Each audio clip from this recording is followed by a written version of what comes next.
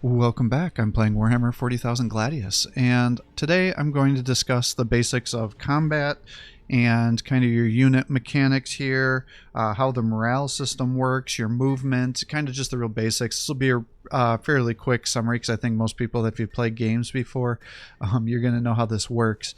But if you're selecting a unit here, you'll see their basic information here, so their armor. This game is unique in that there's tons of different kinds of damage reduction. You would have seen some of them already if you watched some of my other videos, like you saw if guys are in cities or on outposts, they get a city outpost damage reduction. Then there's like a range damage reduction, there's an armor reduction, there's an invulnerable damage reduction. So all these things kind of stack onto each other, and it will max out at 83% damage reduction.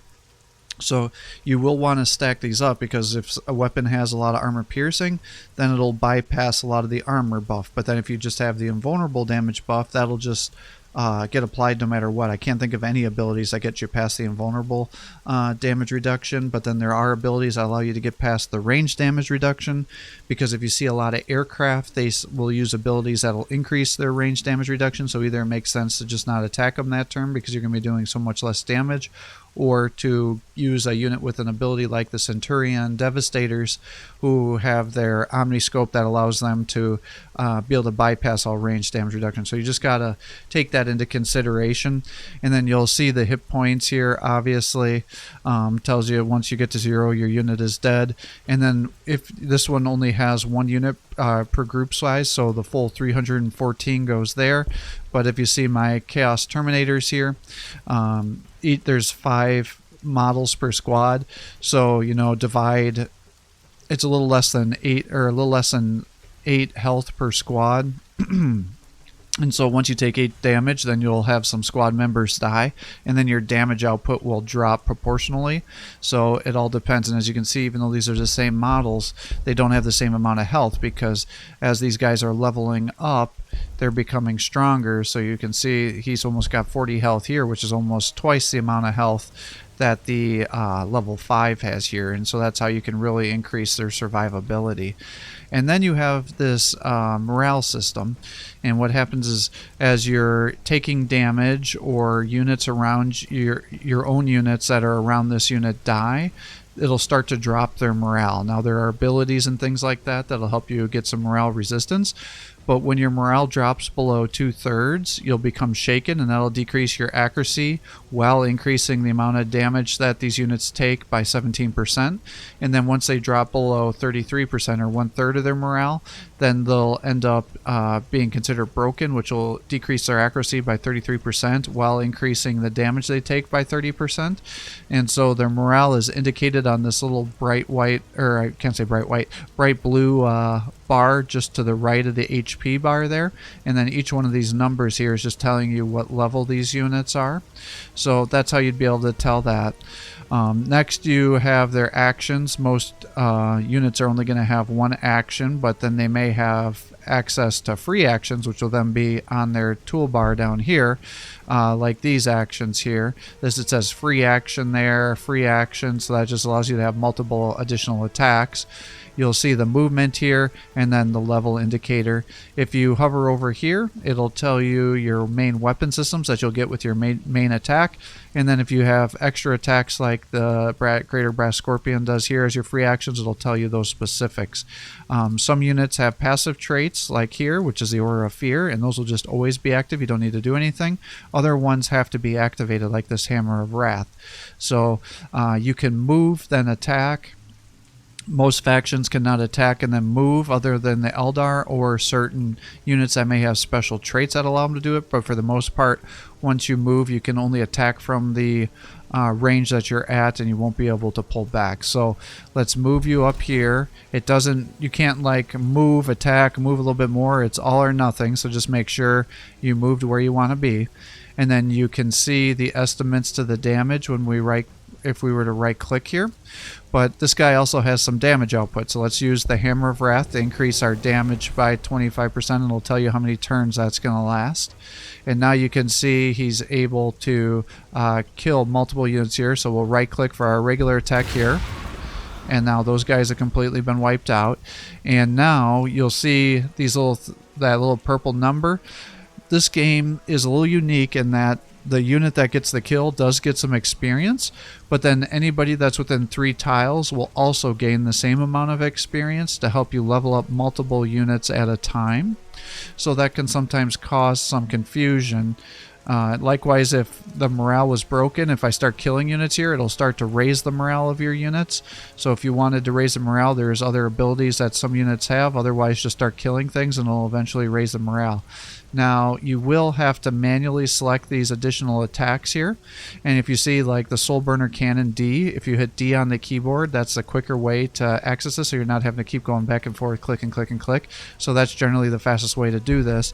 So you can see, again, the estimates for the damage for that attack and this attack. So I won't be able to kill anybody, but let's do the attack here. And then we'll finish them off with the cannon. Actually, I'm not going to finish them off, so we'll attack here. And now that's gone through all of his actions. Now, if you look into here, you can see I also have lots of other buffs being applied. And you would also see any debuffs that are being applied. You would also be in here. By the late game, you can just see how much stuff is thrown in here. It just gets to be crazy. But early on, you're usually not going to have all these different icons in here. But if you ever have questions, you can just hover over there to see what's going on. And then some weapons have different kind of loadouts, so just always make sure that you're always looking at your units to know kind of what's going on, and just take a second. So you can pop smoke here because this is a vehicle, and that will now give him 33% damage reduction if he stays on this tile for 3 turns. You can sacrifice some health for damage. You can see he's got those red are generally your passive abilities, and you can also activate some stuff here. And you can see this one has different kind of weapons, so you just have to look at your weapon loadouts, see what kind of unit is best served at killing other units. And then this is a unit, for an example, that has multiple weapon systems. So you can see it has the assault cannon currently selected, but if you click it, it switch it to the heavy flamer. So you just have to select which weapon system you like to help you get the most bang for your buck. But you'll see the different weapons switch around up here, so that will let you see. So this heavy flamer has 3 armor penetration, 3 attacks, good accuracy, range 1, whereas the assault cannon does more damage, more armor piercing. So you just got to know what you're doing here. And then it has access to causing additional damage and things. So the big thing with this is it just can do more damage against units that are vulnerable to flame. So again, you just gotta play around with your different attack systems to know what you're going to do. Now, as you can tell, there's different kinds of terrain here. So this is like the Imperial Ruins here. So I have cleared out some difficult terrain here so I can move through it. But if you were to come up to here, you can now see he's in the Imperial Ruins, and that counts as cover. So I get a 33% damage reduction. Now, if there was all ruins here, I'd only be able to go across 1 to 2 squares, depending on how much movement I have, because it's difficult to cross terrain. You can use your Chaos Cultists if you're playing with the Chaos Forces or whatever other builder unit you have that's for your faction, and you can use this clear tile, and then you can clear this out, because this was all difficult terrain here, so I really couldn't get through it when I was playing this campaign, but I can clear it. And it got rid of some of the stuff that's in the way, but you may have to clear multiple tiles here. So you can see it's Imperial Ruins, Volcanic, but there must have been bedrock there too, so I cleared out the bedrock. I do it again, that would clear the Imperial Ruins out, and then I'd be able to advance through this because it would be like just regular terrain. Now, in this game, there's also something called Wireweed, and that's this kind of purplish weed color underneath me here. That's considered impassable terrain, so if you're trying to move through it on your first turn, you would have to stay on that, and then you'll see this Wireweed icon go on the vehicle or the infantry that's there. Flyers, skimmers, jet bikes, things like that, don't have to worry about it because they're not actually on the weed itself. But any unit that's grounded will, and you'll see it, they take damage. Now, obviously, late in the game, your elite tier units, taking 3 damage is not going to be a major issue. but if I had, early on in the game and I had a low tier unit that may have 10 health, well, that's going to be a third of their HP, and you have to then walk through it. But you can clear it out, just like how we use that clear tile for difficult terrain. You can also clear it out. Oh man, there's multiple bedrocks here.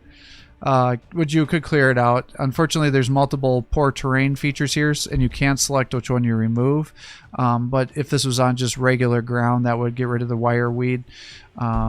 And as you can see here, here's another unit that's stuck on it, so then it's going to take damage at the end of the turn. The big thing I wanted to point out about that is not only is it a pain in the butt to move through and it can confuse the AI, it also, if it gets the kill of the unit that's on there, then you don't get the experience because it's considered a neutral kill if that happens.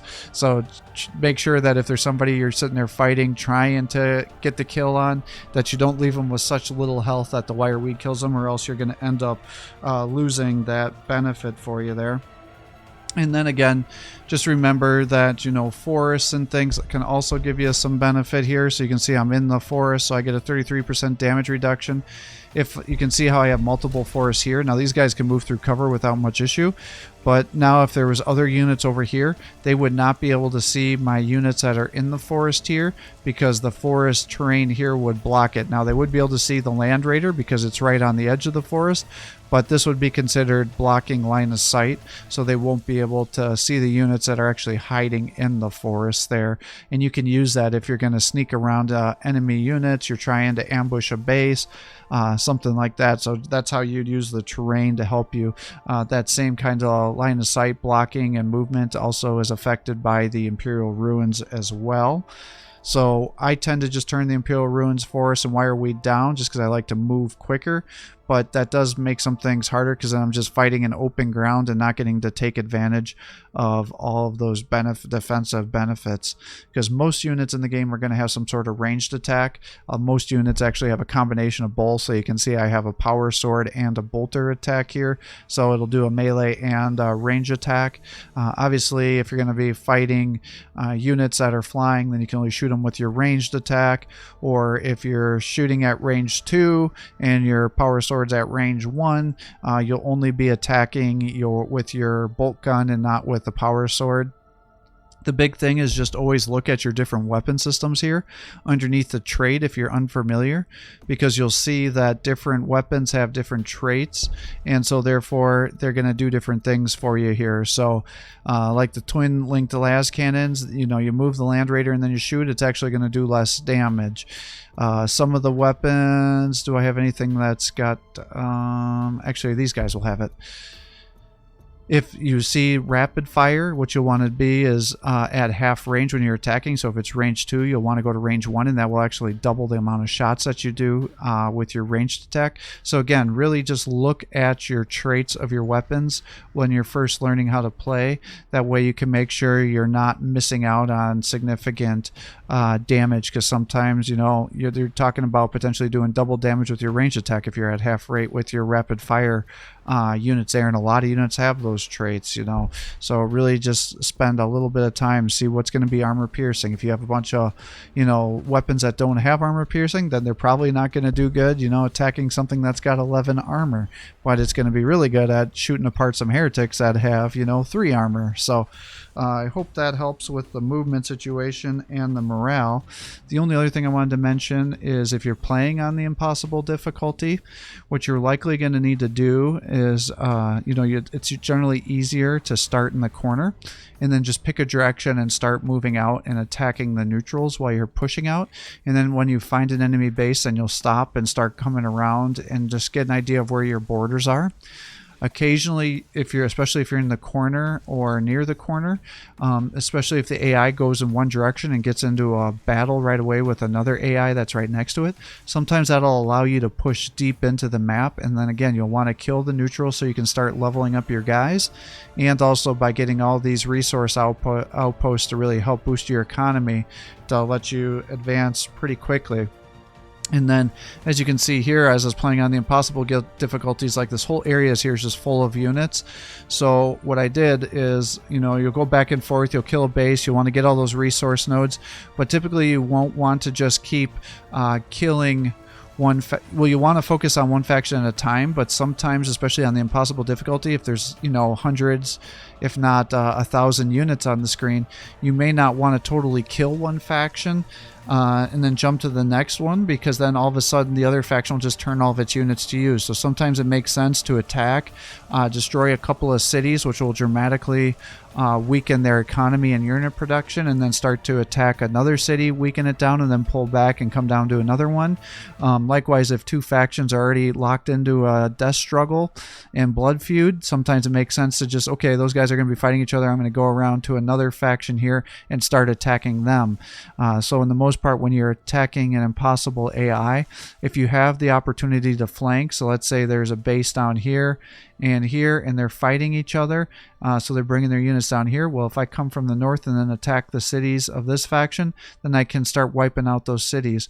And then if these guys are fighting over here, I may come over here and take out a couple of cities and then stop my attack and then hide over here and then come over around this way if there was another city here and start attacking there. And then I'll be taking out two weakened forces while I'm fighting. Likewise, if most of the army is gone, you may set up a main attack on one side of the city here and then have units being produced come from the other side and do like a pincer attack, because that will definitely be most effective. Because sometimes when you're moving in just one direction in the city, because it gives you decreased line of sight and some movement penalties, it can sometimes be hard for you to move your armies into it to attack a city from just one direction. You'll want to come in from multiple angles to attack them and get the most amount of overwatches and get the most amount of shots onto the city, because they have such significant damage reduction. The other thing to note is sometimes the AI is quite stupid and they don't always protect their cities, especially if you attack them real aggressively and start killing their city very quickly. So what tends to happen is the more times you're attacking the AI, it'll do some calculations with how many guys are you killing, how much damage are you doing to me, and whoever's doing the most becomes the primary target, and then they'll start sending their forces over to attack.